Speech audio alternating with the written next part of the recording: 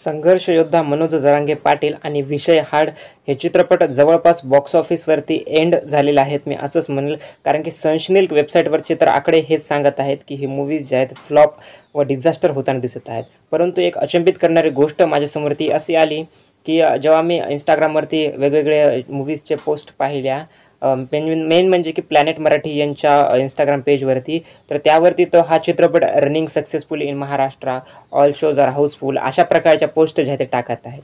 तर याचा अर्थ नेमकं खोटं कोण बोलत आहे ते तर मला समजत नाही. की चित्रपट जर खरंच एवढा सुपरहिट होत असेल तर हा मूव्हीज पहिल्या विकेंडलाही बुक माय शोवरती ट्रेंडिंगवरती गेला नाही बघा. आणि बुक माय शो ट्रेंडिंगवरती जाऊ द्या, मला जवळपास काही पण थोडेफारही शो चित्रपटाचे हाऊसफुल होताना दिसले नाही. परंतु मूव्हीजचे मेकर्स असं का टाकत आहेत काय माहिती की चित्रपट जो आहे हाऊसफुली रनिंग होत आहे म्हणून.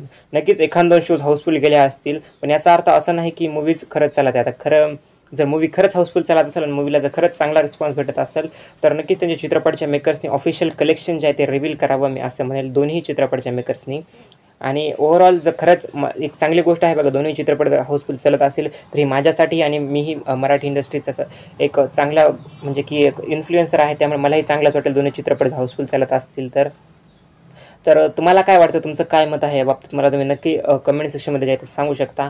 मग आता कलेक्शनचे आकडे तर मी तुम्हाला सांगितलं नाही, कारण की एका ठिकाणी कलेक्शन 23 लाख रुपये दाखवत आहे संघर्ष योद्धा मनोज जरांगे पाटील या मूव्हीचं, तर एका ठिकाणी विषय हाडचं कलेक्शन जे आहे 8 लाख रुपये दाखवत आहे.